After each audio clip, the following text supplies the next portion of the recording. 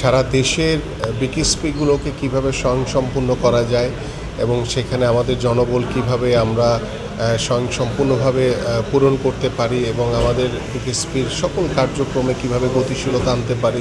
দেশের ক্রীড়াঙ্গনে আন্তর্জাতিক মানের তারকা তৈরিতে এবার বড়সড় পরিবর্তনের মধ্য দিয়ে যাচ্ছে বিকেএসপি। আজ ২৮শে জুন সাভারে বিকেএসপির প্রধান কার্যালয়ে যুব ও ক্রীড়া প্রতিমন্ত্রী মোহাম্মদ আমিনুল হকের সভাপতিত্বে অনুষ্ঠিত হল বিকেএসপি পরিচালনা বোর্ডের ৪০তম সভা। এই সভায় দেশের ক্রীড়াঙ্গনকে আন্তর্জাতিক মানে উন্নীত করতে নেওয়া হয়েছে বেশ কিছু যুগান্তকারী সিদ্ধান্ত।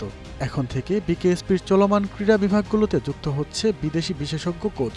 শুধু তাই নয়, নতুন ক্রীড়া বিভাগ হিসেবে এবার বিকেএসপিতে আনুষ্ঠানিকভাবে অন্তর্ভুক্ত হচ্ছে দাবা।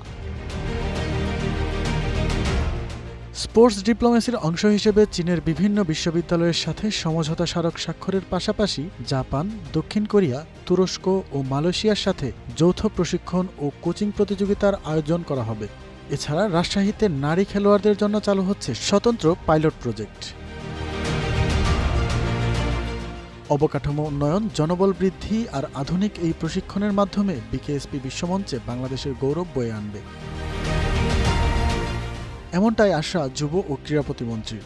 অ্যাজ এ প্লেয়ার হিসেবে এই বিকেএসপির সাথে আমি একদম অঙ্গাঙ্গিভাবে জড়িত, আর দীর্ঘ সময় বিকেএসপিতে কাটিয়েছি আমরা অ্যাজ এ স্পোর্টসম্যান হিসেবে। সো দীর্ঘদিন পরে এসে ঠিক বাংলাদেশের যে ক্রীড়াঙ্গনের সবচেয়ে বড় যে প্রতিষ্ঠান বাংলাদেশ ক্রীড়া শিক্ষা প্রতিষ্ঠানে এসে যে বাংলাদেশের ক্রীড়াঙ্গনকে কীভাবে আগামীতে ডেভেলপমেন্ট করা যায় এবং আমাদের বর্তমান সরকার আমরা খেলাধুলাকে যেভাবে সর্বোচ্চ গুরুত্ব দিয়ে সকল পর্যায়ে, তৃণমূল পর্যায় থেকে শুরু করে একদম টপ লেভেল পর্যন্ত খেলাধুলাকে ছড়িয়ে দিতে বদ্ধপরিকর, সেই বিষয়গুলো নিয়ে সার্বিকভাবে বিকেএসপির নিজস্ব বেশ কিছু এজেন্ডা রয়েছে এবং আমরা সামগ্রিকভাবে সারা দেশের বিকেএসপিগুলোকে কীভাবে স্বয়ংসম্পূর্ণ করা যায় এবং সেখানে আমাদের জনবল কিভাবে আমরা স্বয়ংসম্পূর্ণভাবে পূরণ করতে পারি এবং আমাদের বিকেএসপির সকল কার্যক্রমে কিভাবে গতিশীলতা আনতে পারি, কিভাবে আমরা বিদেশি কোচের মাধ্যমে আমরা তৃণমূল পর্যায়ে আমাদের শিক্ষার্থীদেরকে আরও ভালো ট্রেন করতে পারি, পাশাপাশি আমাদের বিদেশি কোচের মাধ্যমে আমাদের লোকাল যারা ন্যাশনাল প্লেয়ার আছে তাদেরকে কিভাবে ট্রেন করা যায়, সার্বিক বিষয় নিয়ে এবং স্পেশালি স্পোর্টস ডিপ্লোমেসির মাধ্যমে কিভাবে আমরা বিদেশি কোচ আনতে পারি, সব কিছু নিয়ে আমাদের একটি সার্বিক আলোচনা হয়েছে এবং খুবই ফলপ্রসূ আলোচনা। এবং আমরা আশা করি যে সিদ্ধান্তগুলো এই বোর্ড মিটিংয়ে নেওয়া হয়েছে এগুলো আমরা প্রপার ওয়েতে ইউটিলাইজ করতে পারলে ইনশাআল্লাহ আমাদের বিকেএসপিগুলোকে আমরা শুধু ঢাকা না, আমরা অন্যান্য বিকেএসপিগুলোকে আরও পরিপূর্ণভাবে স্বয়ংসম্পূর্ণ করতে পারবো। পাশাপাশি আমাদের নারী ক্রীড়াবিদদের একটি বৃহৎ একটি অংশ কিন্তু নতুন করে স্পোর্টসের মাধ্যমে আমরা দেখতে পেয়েছি যে নারীদের ব্যাপক একটি অংশগ্রহণ রয়েছে।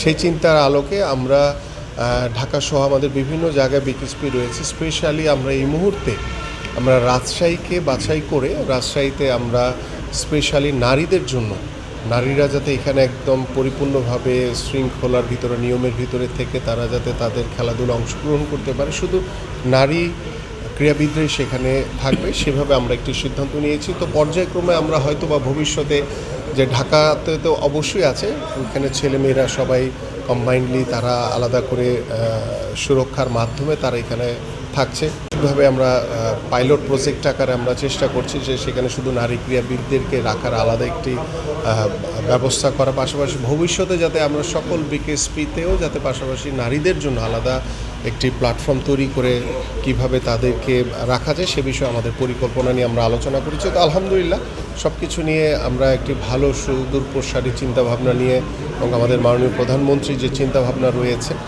এবং তার সুযোগ্য কন্যা ব্যারিস্টার জাহিমা রহমানের যে চিন্তাভাবনা রয়েছে স্পোর্টসকে নিয়ে, সব কিছু মিলিয়ে আমরা একটি ভালো আলোচনা হয়েছে। আশা করি ইনশাল্লাহ ভবিষ্যতে এই সিদ্ধান্তগুলো আমাদের বিকেএসপিকে আরও স্বয়ংসম্পূর্ণ করবে।